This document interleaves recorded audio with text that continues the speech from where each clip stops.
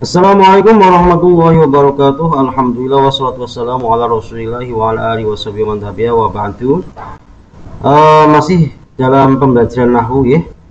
Semoga tetap semangat dan tetap fokus walaupun pembelajarannya masih daring ya. Semoga secepatnya kita bisa offline, bisa bertatap muka sehingga mungkin bisa lebih memberikan faedah dan pemahaman.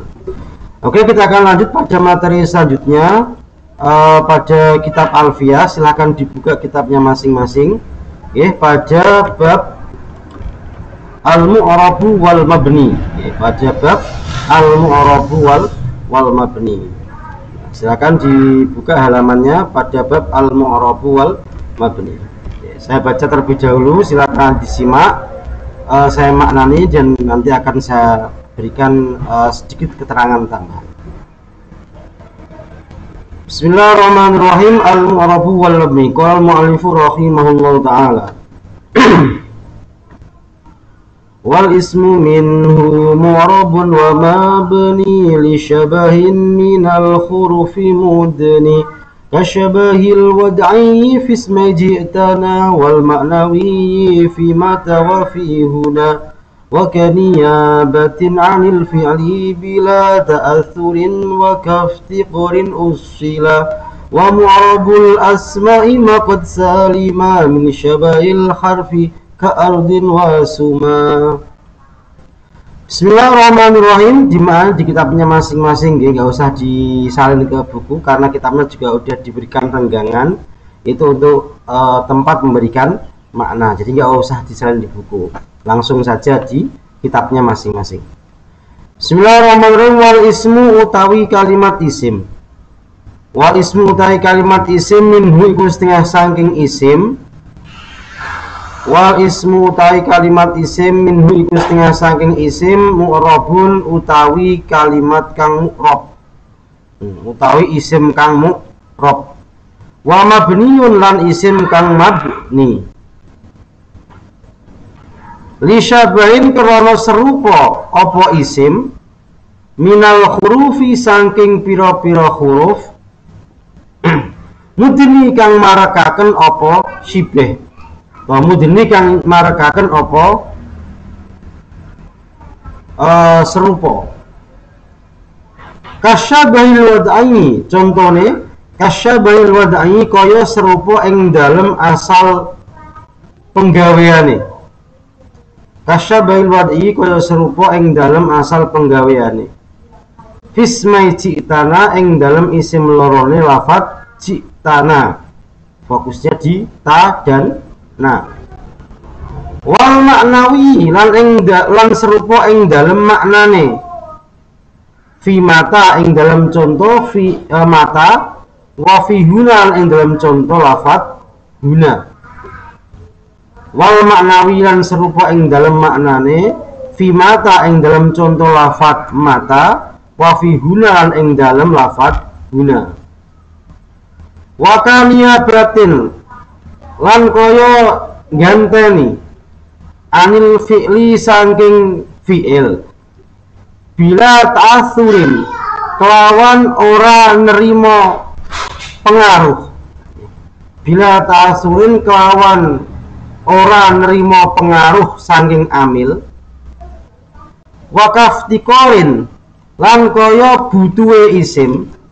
Wakaf tikorin lan kaya butuhe isim usila kang ditetepaken apa iftikor. Usila kang ditetepaken apa iftikor atau butuh. Wa mu'rabul asma'i utawi mu'rabe pira-pira isim. Wa mu'rabul asma'i utawi mu'rabe pira-pira isim ma iku isim qad salima kang teman-teman selamat apa ma min syabahil harfi saking serupa kalimat huruf. Ka'ardin contone kaya lafat ardun wa suma lan lafat suman. Titik ya. Ka'ardin kaya lafat ardun wa suman lan lafat suman. Oke.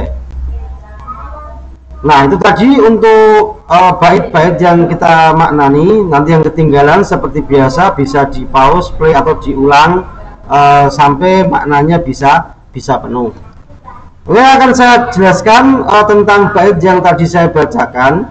Ini karena kitabnya sudah ada, jadi Anda tinggal menyimak. Kalau mungkin ada yang perlu ditambahi di kitabnya, silakan ditambahi. Oh, di kitab saya kok keterangannya nggak ada, atau mungkin kurang, nah silakan bisa ditambahkan di situ. Ya. Supaya lebih lengkap. Ya. Dan juga mungkin kalau di kitabnya ada kata-kata yang nggak difahami, nanti mungkin bisa akan difahami. Kita lanjut pada bab selanjutnya, yaitu pada bab mu'rab wa mabni. Bahwasanya secara dilihat dari sisi mu'rab dan mabni, dari sisi berubah dan tidaknya akhir sebuah kalimat, nah kalimat dibagi menjadi dua. Yang pertama yaitu mu'rab, yang kedua adalah mabni. Apa itu kalimat yang mu'rab? Yaitu kalimat yang akhirnya berubah tergantung amil yang masuk. Berarti kalimat yang mu'rab itu berarti kalimat yang akhirnya bisa berubah-ubah tergantung dari tuntutan, ya. Tergantung dari tuntutan amil. Amil ini yang mempengaruhi, ya. Yang mempengaruhi itu namanya amil. Nanti bisa merafakkan, menasobkan, menjerkan, menjazmkan. Nah, itu namanya amil yang bertanggung jawab atas rofa, nasob, jer, dan jazmnya sebuah kalimat, ya. Ingat-ingat, amil adalah yang bertanggung jawab atas rofa, nasob, jer, dan jazmnya sebuah kalimat. Karena tidak mungkin ada kalimat rafa dengan sendirinya, nasob, jer, atau jazm dengan sendirinya. Harus ada yang bertanggung jawab atas itu semua. Nah, itu untuk mu'rab. Contohnya ja'a zaidun. Nah, fokus pada lafaz zaidun. Kang, contohnya kok zaidun terus, ya gak masalah. Terus pokoknya ini contoh yang paling simpel, ya. Ja'a zaidun. Di sini zaidnya dibaca rofa dun. Ra'aitu zaidan. Di sini zaidnya dibaca nasab dan marartu bi zaidin. Zaidnya dibaca jer jadinya din. Nah, ini misalnya perubahan akhir kalimat. Nah, inilah pokok dari nahwu. Bagaimana kita menebak, bagaimana kita menentukan harokat dari kalimat huruf terakhir pada kalimat berbahasa Arab. Makanya kalau dalam nahwu itu nggak boleh disukun akhirnya, kecuali kalau pas ketemu jazm. Alhamdulillah. Nah, itu kalau dalam nahwu, kalau membaca kitab nggak boleh dilillah, harus ditentukan apakah lillahu, apakah lillaha, atau lillahi. Kalau sampai baca lillahu alasannya apa, lillaha sampai alasannya apa, lillahi sampai alasannya apa, manakah yang benar di antara ketiganya? Nah, itu nahwu. Makanya nahwu itu mengurusi apa itu harokat terakhir. Makanya harus digabungkan dengan sorok biar awal, tengah, akhirnya itu bacaannya benar. Nah, itu nahwu. Makanya nahwu itu ya fokusnya pada akhir kalimat, apakah dia berubah atau tidak. Nanti perubahannya itu kelihatan atau tidak. Nah, itu nanti kita akan bahas pada bab-bab selanjutnya. Kemudian yang kedua yaitu kalimat yang mabni, yaitu kalimat yang akhirnya tidak berubah. Dia tidak ada perubahan walaupun amilnya berganti-ganti. Bosnya ganti, dia tetap seperti itu, tidak berubah karakternya. Contohnya di sini adalah lafaz hada. Ada ja'a hada, ra'aitu ya tetap hada. Ya. Marartu ya tetap bihada, ya. Tidak ada perubahan sama sekali, ya. Dia konsisten dengan karakternya. Ini namanya isim yang mabni atau kalimat yang mabni. Jadi mau yang datang itu amil menuntut rafa, dia tetap hada. Amilnya menuntut nahwu, dia juga bentuknya tetap hada. Marartu ya tetap mabi, atau hujer dia tetap hada. Nah, itu gambaran antara mu'rab dan mabni. Kalau mu'rab akhirnya bisa berubah tergantung tuntutan, ya. Kalau mabni itu dia konsisten, walaupun secara mahal atau secara i'rabnya, secara mahalnya, secara posisinya dia tetap nanti rofa, nasab, jer maupun jazm. Ya. Nah, kemudian dari sudut pandang mu'rab mabni, bagaimanakah kedudukan kalimat isim, fi'il maupun huruf? Apakah mereka mu'rab atau mabni? Nah, yang pertama yaitu kalimat isim sebagai kalimat yang mayoritas. Nah, isim sendiri ada yang mu'rab, ada yang mabni.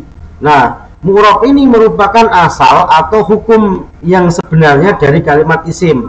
Berarti bisa disimpulkan kebanyakan atau mayoritas kalimat isim itu mu'rab. Ya, akhirnya bisa berubah tergantung amil yang masuk.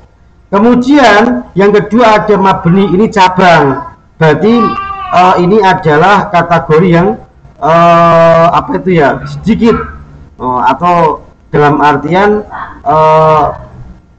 apa itu, bagian kecil ya, bagian kecil ya, dari minoritas lah, kalau bahasa kerennya itu minoritas. Dicari susah banget bahasanya ya. Minoritas daripada isim ya. Mu'rab itu yang asli, mabni pada fi'il itu far'un itu cabang ya, cabang. Berarti yang kebanyakan isim itu mu'rab. Kemudian yang kedua kalimat fi'il sama dengan isim, fi'il juga ada yang mabni, ada yang mu'rab. Nah, cuma kebalikan daripada isim. Kalau untuk fi'il yang asli atau yang apa itu dominan, mayoritas dari fi'il itu mabni. Sedangkan cabang dari fi'il itu mu'rab. Berarti kebalikan. Ya, ini opposite atau misalnya berseberangan. Kalau isim itu aslinya mu'rab, kalau fi'il aslinya mabni. Kemudian yang terakhir kalimat huruf. Nah, kalimat huruf ini konsisten, dia mabni, tidak ada huruf yang mu'rab ya. Tidak ada huruf yang mu'rab ya. Semua huruf itu hukumnya mabni. Jadi tidak ada huruf yang mu'rab. Nah, makanya nanti isim itu kok mabni karena ada keserupaan. Jadi patokan dari mabni adalah kalimat huruf. Nah, itu tadi pembagian kalimat berdasarkan mu'rab dan mabninya. Kalau isim itu aslinya mu'rab, cabangnya mabni. Kalau fi'il aslinya mabni, cabangnya mu'rab. Nah, kalau huruf itu asli mabni dan tidak ada cabang, nggak buka cabang ya. Hanya di sini saja, nggak buka cabang, hanya mabni. Ya. Kemudian kita bahas untuk yang kalimat isimnya. Nah, kalimat isim yang mu'rab dan kalimat isim yang mabni. Nah, yang mu'rab bagaimana? Yaitu kalimat isim yang akhirnya berubah-ubah tergantung amil yang masuk. Contohnya sama seperti tadi, cuma tak ganti rojul lah. Ja'a rojulun. Nah, di sini yes. Akramtu rojulan. Ya, sama tadi Zaidan. Marartu birojulin, sama dengan bizaidin tadi. Nah, ini adalah contoh kalimat isim yang mu'rab ya. Berarti isim hukum aslinya mu'rab. Kalau ada amil menuntut rafa, dia akan secara kedudukan rafa dan juga tandanya berubah rafa. Kalau ada amil yang menuntut nasab, maka kedudukannya berubah menjadi nasab dan juga mendapat alamat nasab. Ketika ada amil menuntut jer, kedudukannya jer dan juga mendapatkan tanda atau alamat jer. Berarti kelihatan perubahannya. Kemudian ada juga isim yang mabni, yang tadi cabang, yaitu kalimat yang akhirnya tetap ya.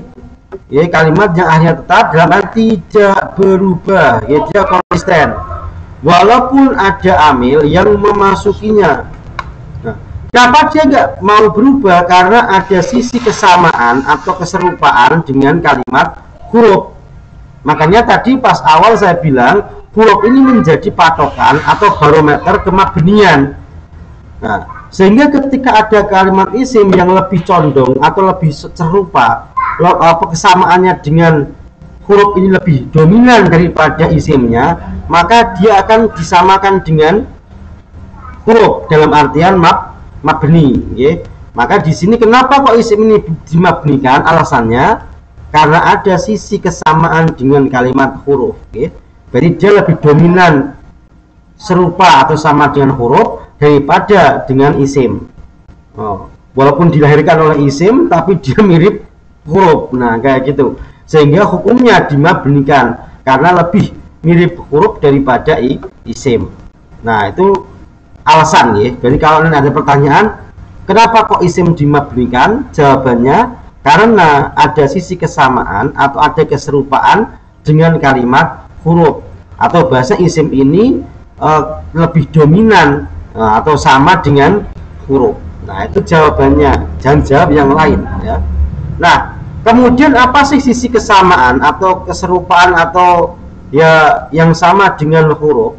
Nah di sini ada dinamakan, kalau istilah kitabnya syibeh, maka kasyabahil wad'i minal hurufi mudnibi lisyabahin, syabah atau serupa. Nah keserupaannya ada berapa sisi sih? Ada yang pertama yaitu syibeh wad'i, ya syibeh wad'i atau serupa dalam hal bentuk. Berarti secara karakternya, bentuk fisiknya ini lebih condong ke huruf daripada ke isim. Dalam artian isim ini terbentuk atau tercetak dari satu atau dua huruf. Contohnya isim domir, dorob itu dorob. Nah di sini fokusnya pada lafaz tu. Nah ini isim gitu, satu huruf. Nah ini isim tapi dia mabni. Terus di sini ada ada nun dan alif ya. Nah di sini juga isim tapi dia mabni. Kenapa? Karena terbentuk dari dua huruf ya. Karena kan huruf itu minimalis ya. Huruf itu minimalis ya. Hurufnya kalau nggak satu dua ya mungkin bisa lebih, tapi minimalis lah kalau huruf itu minimalis. Nah contohlah ya mungkin ya fi ya dua. Nah terus itu namanya huruf fi, min, fi, lam, malah satu tok. Nah berarti kalau ada kalimat isim kok secara cetakannya bentuknya itu hanya terdiri dari satu atau dua huruf, ya maka dia dimabnikan karena lebih dekat kepada isim daripada ke Masya Allah, lebih dekat ke kalimat huruf daripada ke kalimat isim. Oke, pindah dulu. Yang kedua, keserupaan yang kedua yaitu dari sisi maknawi, dalam artian serupa dalam hal menyimpan makna atau arti yang harusnya dimiliki oleh huruf. Berarti kan huruf ini kan semacam penyambung ya. Berarti ketika ada sebuah isim yang maknanya identik dengan kalimat huruf, maka dia juga dimabnikan. Karena kan isim ini kan dia pokok, kok dia tiba-tiba punya makna kata-kata sambung atau kata-kata yang digunakan untuk menyempurnakan. Berarti ini dia ini lebih condong kepada huruf daripada pada isim. Ya contohnya isim istifham, kata tanya, kata tanya. Contohnya mata. Atau isim isyarah, kata tunjuk. Contohnya huna, hada, hadihi dan lain sebagainya. Kemudian ada juga isim syarat. Contohnya ada mata. Lu kok mata sama Kang? Iya, syarat dan istifham itu ya mirip tapi beda, serupa tapi tak sama. Bedanya di mana nanti? Ya paling tidak kalau istifham butuh jawaban, pertanyaan butuh jawaban, syarat juga butuh jawab, tapi jawabnya adalah keterikatan. Nek kue mongko. Nah itu syarat seperti itu. Kalau maka itu hubungan syarat. Kalau istifham jawabannya kalau ya tidak. Nah itu secara globalnya. Nanti akan dibahas tersendiri dalam isim domir, nanti ada isim isyarah dan lain sebagainya. Nanti ada babnya. Kemudian yang ketiga ada namanya syibeh niyabah. Niyabah atau syibeh iftikor ya. Kalau di kitabnya niyabah, atau mungkin ada yang kadang menyebutnya syibeh iftikor. Yaitu serupa dalam hal menjadi ganti dari iftikor nanti iftikor. Yang ketiga yaitu syibeh niyabah, yaitu serupa dalam hal menjadi ganti dari fiil yang tidak terpengaruh oleh amilnya. Berarti isim ini tidak bisa dipengaruhi, ya, tidak bisa dipengaruhi. Dia mirip dengan fiil dalam hal tidak bisa dipengaruhi tapi bisa mempengaruhi. Contohnya adalah isim fiil. Contoh yang kemarin soh dan juga hayyahal, isim fiil amar. Ada juga hayyata, ada juga amin. Nah itu contoh dari isim fi'il, dia kalimat isim tapi dia tidak bisa di i'rabi, tidak menerima perubahan akhirnya, ya. Dan juga tadi dia tidak terpengaruh, bahkan malah mempengaruhi sebagaimana atau layaknya fi'il.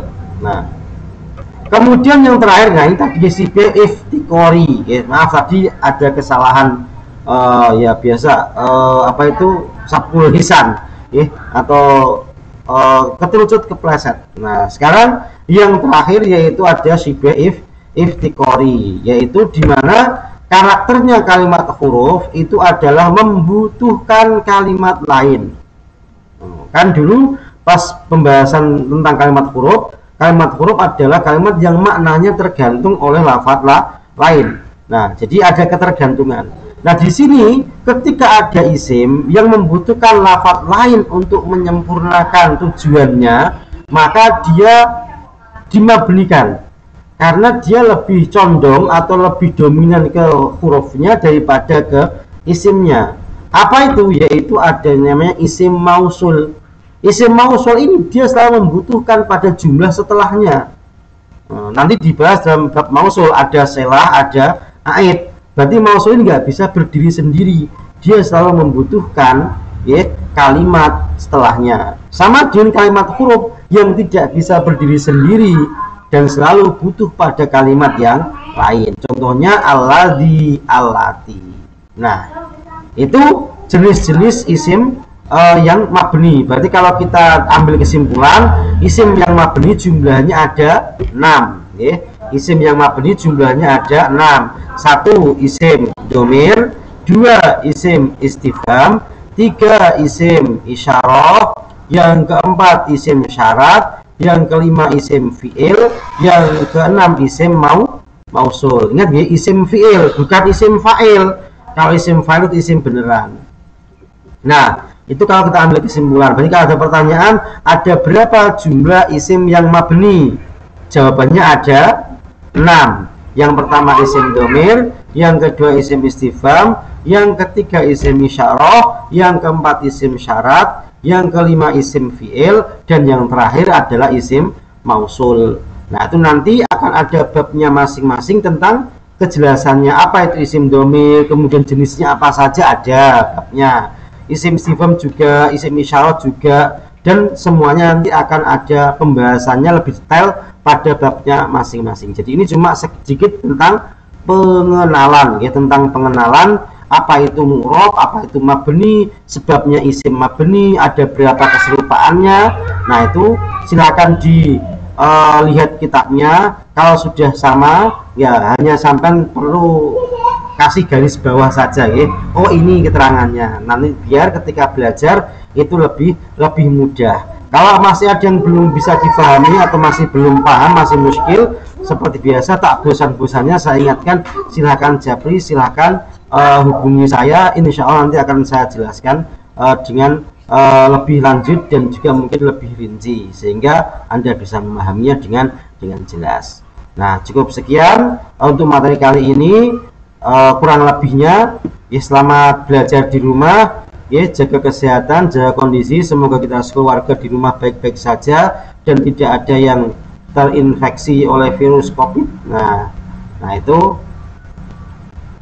Dan saya selalu ingatkan selalu protokol kesehatan dan tidak kelayapan, tidak keluar kalau memang tidak diperlukan. Walafu minkum. Assalamualaikum warahmatullahi wabarakatuh.